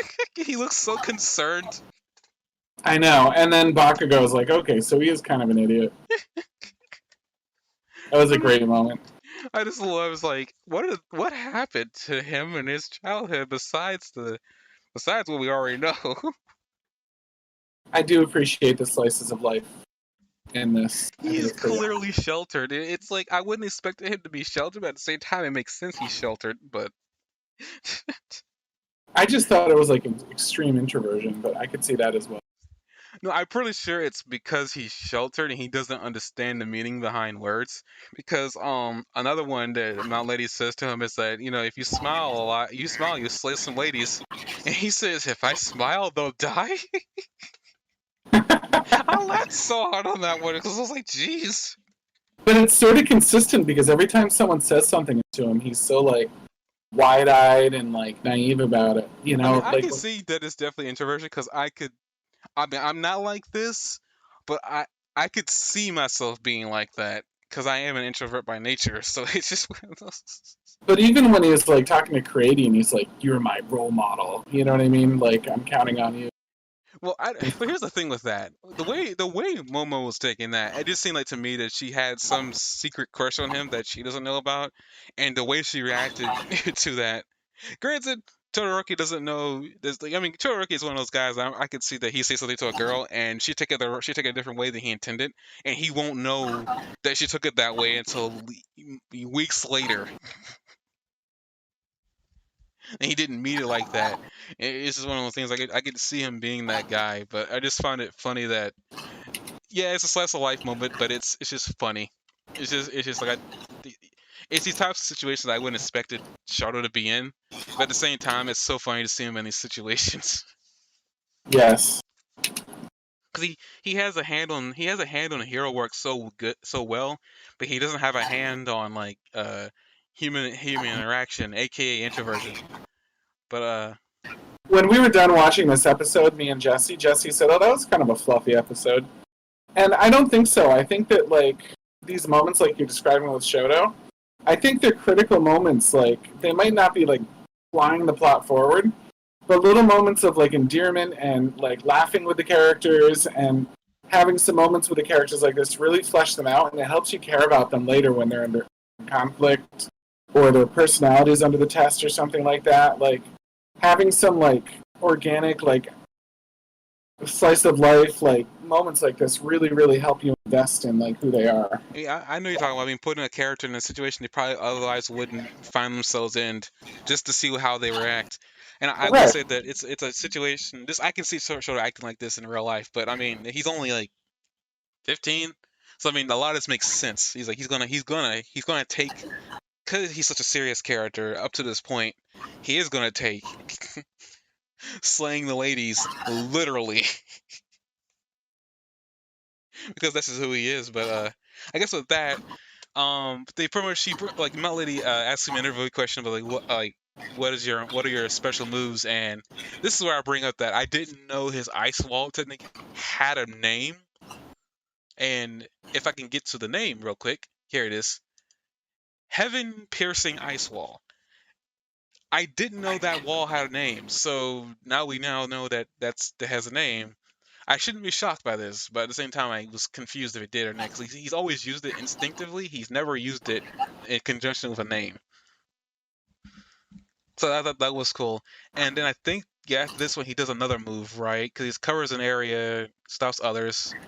It's pretty much crowd control. Flash freeze heat wave is the name of the move that he has, where he expands the heat.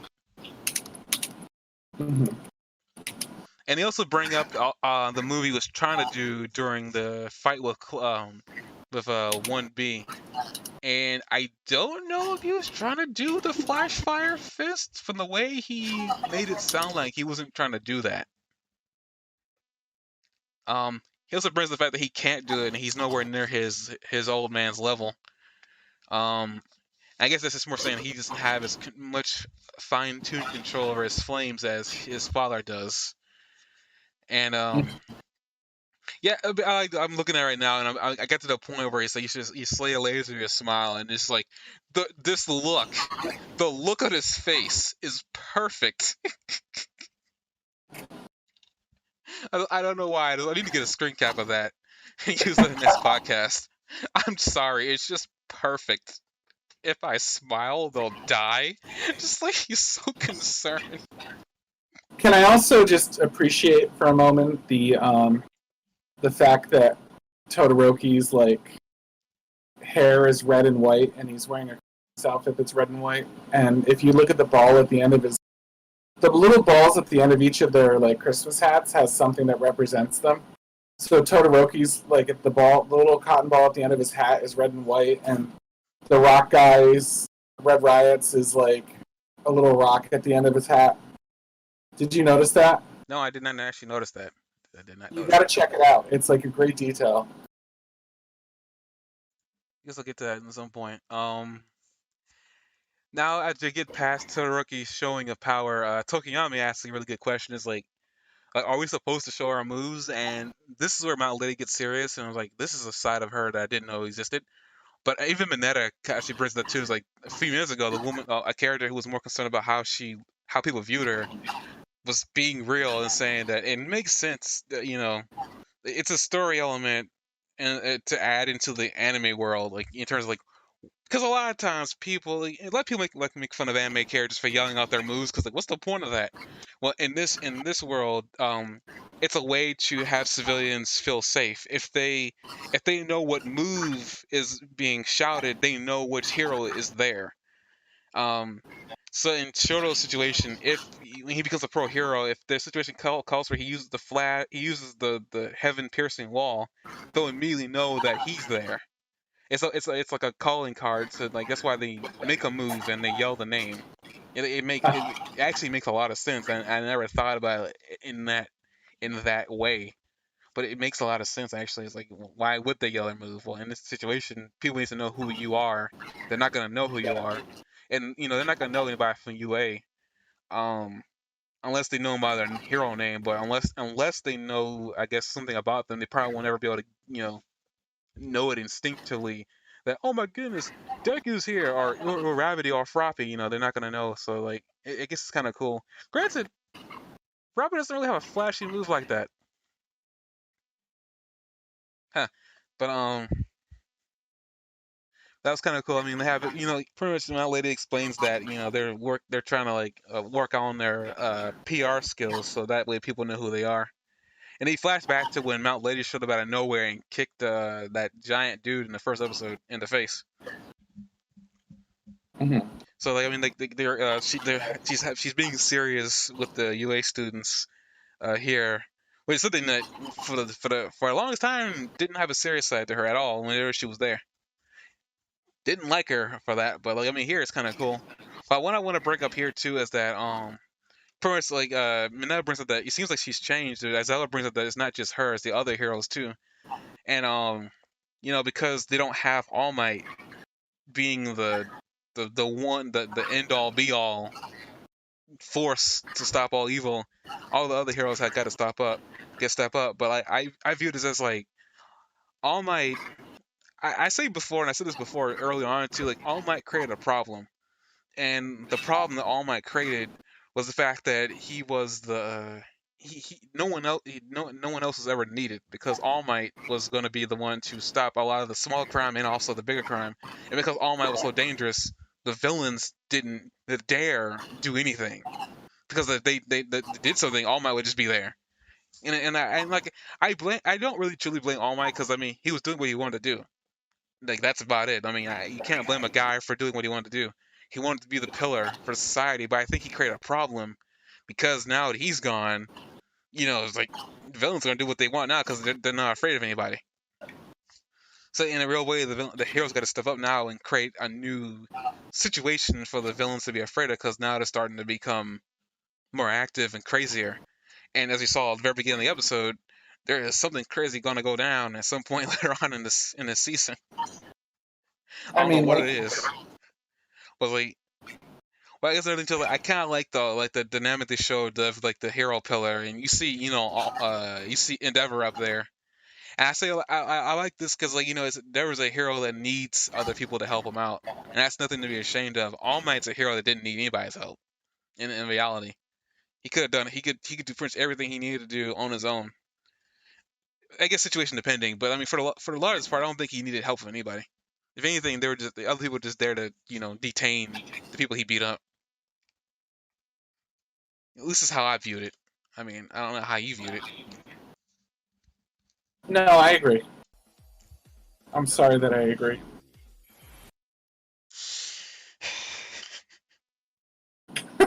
What? I'm just gonna do that and just move on. Did you just hang up the call or something? No, You're I'm like, still here. He's gone. No, He I'm still dropped here. it. Wait, am I still here? What? Hello? Yeah, you're still here. I'm teasing you. Oh, don't do that, man. I'm having issues with the internet recently. But yeah, we had all the class 1A saying their catchphrase of what's gonna let people know they're there.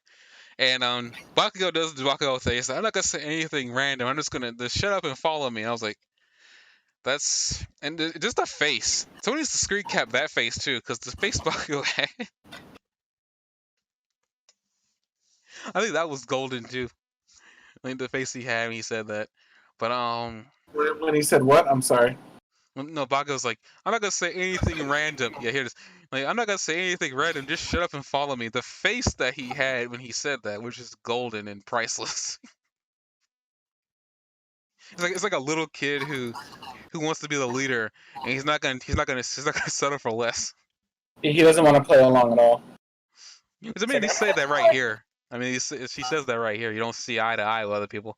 Oh, and I guess the interesting thing that I guess is not stated a lot is that Deku has stage fright. He literally freezes up when he's on doing a mock interview,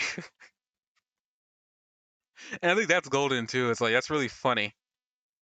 I guess it's kind of funny too. Like a lot of the three characters here, like Todoroki, Bakugo, and Deku, all have a moment here that's actually pretty funny that brings them to the forefront because of what happens later on in the after credits sequence. But Deku does like Bakugo. Deku does not know how to deal with stage fright, and he freezes up really well. And they bring up the fact that a lot of his moves are like copied from All Might, but he brings up that he's like made him more useful for him. And this will bring up the other quirk that he showed, and Deku brings it out again for the first time after 2 weeks, and it's only a small thread. Which I mean, it's impressive that he can just bring that out. But I guess another thing I want to bring up too is the fact that if you noticed when Deku brings that black whip out, it comes out of the knuckle gauntlets, so the knuckle shaft things on his own fist. I Mm-hmm. thought that was an interesting little detail that it seems like the creator is like consciously making design choices on Deku's costume in preparation for a lot of this. Those were there like that the when he had that fight with Gentleman, like those the gauntlets he got those gauntlets during that part, but there was no way we were gonna know that he was gonna get another quirk. So I love that, he knows what he's doing and he knows what he's trying to do with Deku's abilities, and he's making the design choices there to make it so that at least it makes sense out of where it comes from on Deku's body. I thought it was a really cool like the little choice that they decided to show there. I don't know if it's ever always gonna come out of his out of those like little barrels on his hand, but it's really cool that it looks like when he does eventually learn how to control Black Whip, it looks like he'll be able to like have like a claw technique coming out of his fist. And that's exactly how I interpreted that. That it was like that his gauntlets were there to facilitate the use of that. It's such a pitiful little opening, but like so was his first uses of All Might. So I think it's great. I just like the design choices in the gauntlets though, because like those are kind of cool. I never even thought about that until now. But I was like, yeah, it's really. So I'm actually kind of curious what other parts of like Deku's costume were designed in such a way for power to come out of it. Because I don't Uh, see anywhere else on his like other than the soles on his feet. Nothing else on his costume seems like it was designed to do something like that. But hey, I could be wrong. I mean, it's pitiful, but Deku's happy. I mean, everybody else is like confused, but Deku's happy that he was able to get it to come out. yeah, I don't know if he has a lot of other things he could be doing with his costume, though. I mean, he jumps, he punches, he leaps, he. I think he seems more durable than human beings, so he must have a little bit of durability in his quirk. But he's just a slugger, like before he picks up other pieces to his quirk, right? Yeah, what I was saying is like, I mean, not Deku, like, cause like that those barrels in his fist, those were a conscious decision made by the creator, not Deku.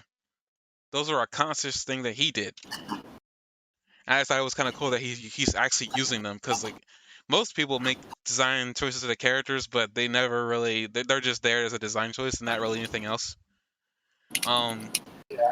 I guess in conjunction with like the Christmas thing, they bring up that work studies are coming back. And apparently the Hero Committee is making UA open them back up again. So a lot of UA students are talking about like where they're gonna go to do the work study again. And we see Uraraka and Frapper are gonna go back to Ryu, that dragon chick. I think Tokiyami will probably go back to working with Hawks. I'm pretty sure. Um, I don't know where Red Riot will go to work though. I mean, he could go back working with Fat Gum. I mean, Fat Gum showed interest in him, so I guess that could be where he goes. Uh, Kirishima brings up to Bakugo is he gonna go back to Best Genus, which we have a little bit of like a moment with Bakugo, and he's like looking at like what looks to be an iPad, and we see that Best Genus is still missing, which is kind of weird. I thought he was in the hospital, but I guess now he's missing. But you see also that Bakugo, we see a scene with him and Best Genus from back in season 2 that we didn't really see, and it was during a scene when Best Genus was like combing his hair, and he pretty much like makes an interesting. What? I'm surprised because like where did Best Genus even come from? What are you talking about?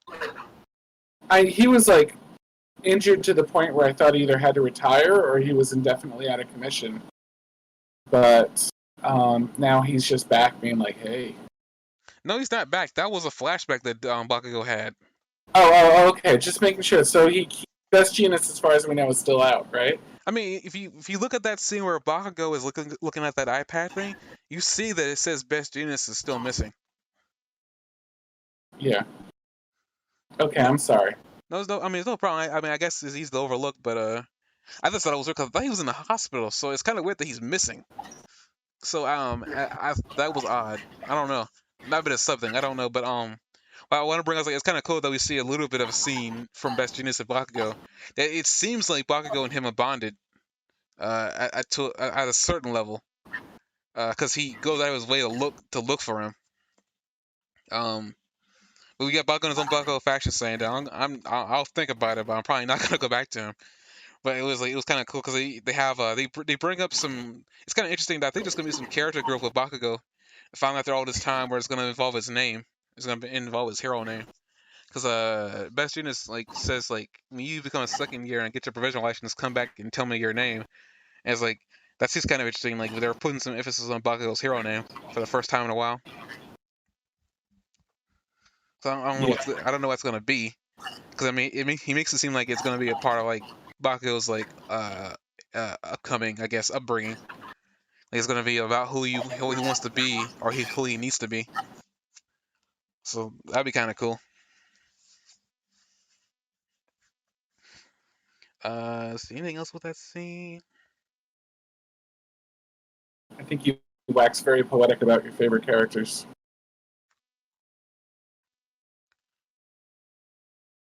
So going past them in the whole work studies. I guess another thing too, like you brought up like Aizawa being this snitch. All Might's very positive. No students in the UA course are like a I was spy. joking about Eraserhead being the snitch. I was just, I was joking about Eraserhead being the snitch, not Aizawa. I don't think he is. I was just joking around about how terrible it would be. Aizawa and Razorhead are the same character. Oh, I'm sorry. When you said Aizawa, I was thinking Shinzu then, his student. I never I don't. thought of Shinzo as like. I mean, oh, you were joking that he was okay. Yeah, literally flipped the table off of that one. I was joking, but if that was the case, I would really flip the table. Yeah, You would not hear from me for the rest of the year. Like Jesus, like that. I would though. I hear you like screaming all the way down there. My I way. really like Shinzo, and I don't want him to be a bad guy. Because they keep on making those things about him being a bad guy with his quirk. Like I It's don't want alright. that. We But know it's. but yeah, they're positive that nobody in the chorus is. Oh, that you were right. I look at the one of the scenes with Kirishima and his elf hat. There is a red rock on there. Yeah, if you look at them all, they all do. Earphone Jack has a musical note. Bakugo has a little explosion. Midoriya's I don't get. It's just sort of like a green, fluffy. I think Invisible Girls is not there, which is kind of cute. Yeah, Uraraka has like a little planet. I'm guessing that's the best they could do with her. Um, the bird guy. What's the bird guy's name? Tokiyami. Yeah, he's got like his hat is drastically different, and it looks like it's his weird jagged head, but it's also got two feathers coming out of the top. Oh, that Sapi, dude with the beard was Ida. I was so confused about who that guy was. yeah, and then Acid Girl has like a little splash of acid coming out of hers. They all have like their own little thing. I didn't get a good look. If you see a good look of Invisible Girl, I think hers is just not there, or it's the only one that you don't get to see. But I think Invisible Girl's one is just not there. I'm just not sure. I kept looking at it. I mean, I'd buy that. I guess while we're going through all that too, we get confirmation about Night Eye's agency still working. You know, they're just like really busy because Night Eye was doing all the work before he died. Rest in peace. I mean, Deku's not all that concerned. I like to point out that Bakugo's like black shirt, does that look like the Punisher symbol? Yeah, or something generic like that. Yeah. Halloween for Christmas.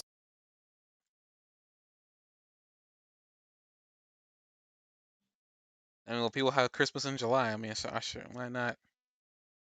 Yeah, that thing says like Best Jeanist is missing, which is weird.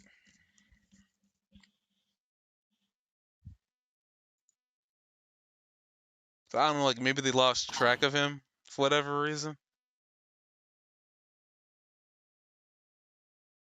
I just like how Achito is so positive trying to get Bakugo into a Santa outfit. Like she's literally willing to risk her life to put him in that. Grape has a grape on his, and Sugar Rush has a little candy bar on his. I know I'm still harping on that, but I think it's cool. Like I guess we want to hop on something now. Yeah, I'm at that point. Um, they make a big deal that he apparently can cook regular food. I thought that was common knowledge. Deku has a little green splash on his, I and think that's just his hair when he uses One for All because it has his hair has a green tint. I just thought maybe that meant he didn't shave under his pants. That's all. Good news for Araka? I don't know. I mean, the carpet matches the drapes. Isn't that what they're getting across? Oh dear. I don't want to know that. I also kind of liked the Christmas tree. I'm sorry I'm stuck on all this little holiday stuff. When Well, they we're at the pan end of the across episode Christmas anyway. tree, I mean, at this point, it doesn't matter.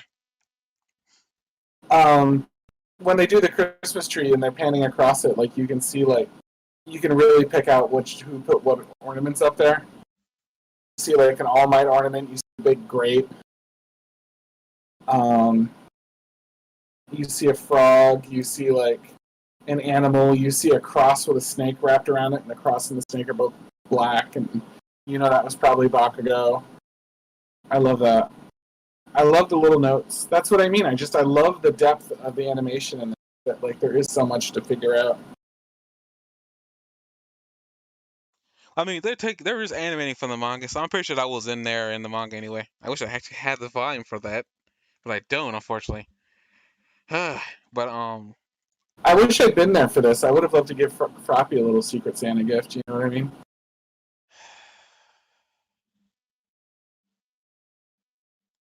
if FBI knocks on your door, don't call me. She'd never know. I just have to open the door and she just frees up. You know? Jeez. She You can't see move. them having their, Christmas celebration.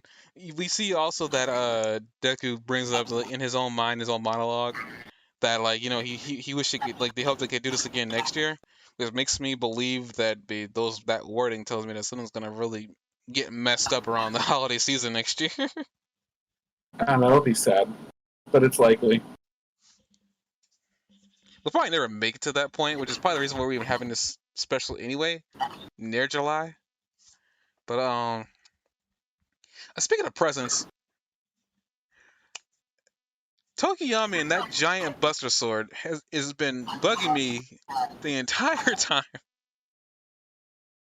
Is it a Final Fantasy reference? I'm calling it a Buster Sword because I don't know what it is. It's as big as one. I'll say that much. It made me immediately think of Cloud. The only problem like I have is like it seems so random at a place to put like a Final Fantasy reference. Then again, I mean it's also possible the creator might be a fan of Final Fantasy, which wouldn't be too much of a shock. But it seems so like on the nose to with all the other references that he's made. It seems so on the nose to put a Buster Sword into his show. But He likes to break his own animation style from time to time just to remind you that he can. I mean, some of the heroes you see are just drastically from different worlds of animation than other ones. Like the comic book guy, for example, or just like some of the miscellaneous ones that they throw in here are just drastically different. I think he does that just to like give himself the freedom to break his own rules with animation as often as he wants without it being anything more than quirky. It's almost like to reserve the right to do it, he has to do it once in a while. And it's fun. So I think it's kind of a cool little thing that he does. Yeah, and then they give the sword to Eri, and it still confuses me. And then the reaction, I forget who it is, but somebody reacts like, "What?" in the Yeah, I want to background. say that that's Tailman, but I don't know if that's because I mean he's the only other blonde guy there, right?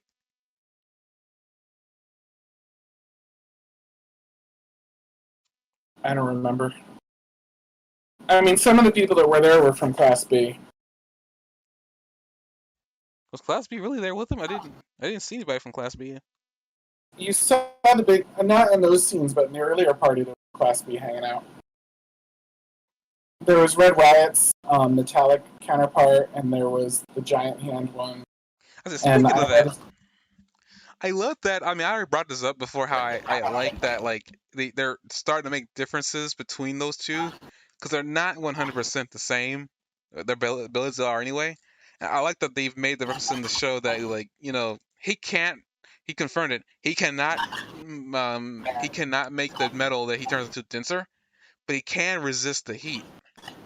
Kirishima, on the other hand, can make himself like the skin on his body denser. Well, not denser, but like harder.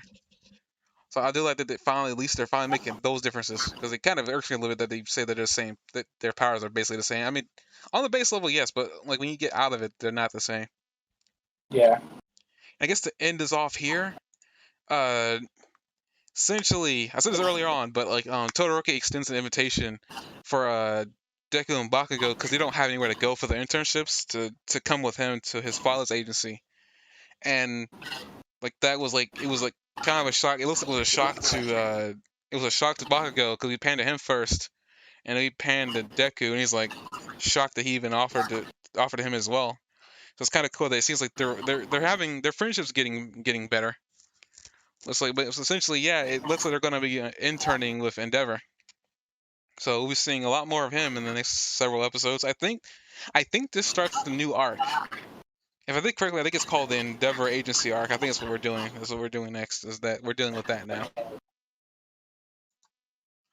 So that's pretty cool. That like we got all that. We had a little downtime that I think was necessary because of all the action that we had and the new power that Deku got. But I guess it also makes sense too why Deku would probably go there because I mean he taught Todoroki how to use both his powers, so it probably makes sense that maybe he could teach him how to use his powers, at least the other power that he has, or learn how to control both quirks at the same time. I guess. yeah. I think Deku will be up for the challenge. I think Icy Hot's going to be happy to have a little bit of company there, and maybe even Bakugo will learn something valuable other than just throwing fire. Endeavor might have some actual like straight up um, wisdom to share for him. You know what I mean? Because I feel like maybe at some point in his life, Endeavor went through something like Bakugo's gonna like going through now. You know what I mean? Like maybe Endeavor used to have a difficult time controlling his temper and stuff like that too, because it does sort of seem a little bit on the short-tempered side. And maybe he can like help Bakugo like cool himself down and be someone that Bakugo will actually listen to when it comes to some of that stuff. Yeah, I mean Endeavor's kind of calmed down though. He's kind of like cooled his temper now in recent Yeah, times. I get the feeling that Endeavor might have been somebody that, when he was Bakugo's age, was kind of a hothead too. So if you think of it that way, like he'd be like, "Yeah, I used to be like that. Here's what I did when I was at your phase." Bakugo's not going to see him as like a total tool because Endeavor still comes across as pretty fierce. You know what I mean? He'd just be like, "Yeah, you know what I mean? Well, I Here's mean, I how think you." he'd listen to him too, just because he's the number one. And that's where he's going after anyway. It didn't work so well with All Might, but All Might is such a like a Boy Scout. I think he might listen more to someone that's not quite such a Boy Scout. I mean, I hope he listens because I mean, Endeavor's a flawed character, and I enjoyed flawed characters a lot more than perfect characters. Not saying that perfect characters aren't good. I just enjoy flawed characters a little bit more because this is just more depth you can go through with them. But I mean, I honestly, if any character he listens to, it probably will be all Endeavor anyway. I mean, he looks up to All Might, but not enough to the point where he'll take kindness from him either. So if anything, Yeah, Endeavor probably the person like you see that what Bakugo needs, because it seems like Best Genius got through to Bakugo, and Best Jeans didn't treat him. Actually, Best Jeans kind of treated him treated him in a way that made him respond. Yeah. So I guess Endeavor will probably know how to do that too. Well, without tying him down, because Best Jeans had to tie him down. Oh, I'll never get over that. And several scenes in this show, Bakugo's been tied to something because he couldn't act right. I mean, Bakugo's kind of like, kind of toned down. He isn't 100 the same as he used to be. So I mean, sure, he's even giving advice to people that I don't think he would have given advice to in the past. So I don't even think Bakugo would have been down to help Deku out with anything in the past either. So it's like he's definitely made some growth. He's doing things he wouldn't otherwise normally do. And I like that about his character. Yeah. But we are almost 2 hours into this. But I guess that's it. The next episode, well, next podcast, not this one coming up, but the one following in July 3rd, will specifically be focusing on Shaman King. Meaning I guess we'll probably be going from like My Hero Academia to Shaman King, and then into Shaman King more. So we'll get the logistics of that mapped out. And if maybe something else pops up in the meantime to watch, I don't know. I guess we'll deal with all that when it comes down to it. But next week, definitely, if there's no My Hero episode coming out, we will definitely be reviewing that. So, until next time, see you guys then.